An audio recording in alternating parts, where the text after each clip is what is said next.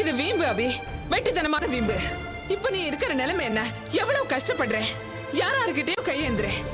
அதெல்லாத்தையும் தாண்டி உனக்கு ஒரு வாய்ப்பு வருதுன்னா அதை நீ ஒத்துக்கணும் அபி. இந்த விஷயத்துல உன் தம்பி மனோவே பரவாயில்ல. என்னமா சொல்ற?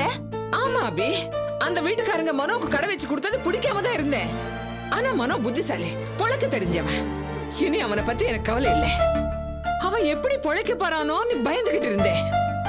ஆனா மனோ தேறிட்டான். ஆனா எல்லாரையும் கரையேத்துவேன்னு நினைச்சுக்கிட்டு இருந்த நீ இப்படி கரை ஒதுங்கி நிக்கிற. அம்மா, அன்னைக்கு ஆதி மனோவுக்கு கடை வச்சு கொடுத்ததுக்கு நீ மனோ மேல அவ்வளவு கோவப்பட்டு பேசுன. இன்னைக்கு இப்படி பேசுற, உன்னை புரிஞ்சுக்கவே முடியலையே. ஆமா அபி, அன்னைக்கு கோவப்பட்டேன். ஆனா அதுக்கப்புறம் யோசிச்சேன். அந்த அனு பொண்ணு பேசுனதும் ஓரளவுக்கு சரிதான். நம்ம மனோக்கு என்னத்த பெருசா பண்ணிட்டோம்? அவங்க ஏதோ கடை வச்சு கொடுத்தாங்க, அவன் அதை வச்சு பொழைச்சுக்கிறான். ஆனா உனக்குதான் உன்னோட சூழ்நிலை புரிய மாட்டேங்குது.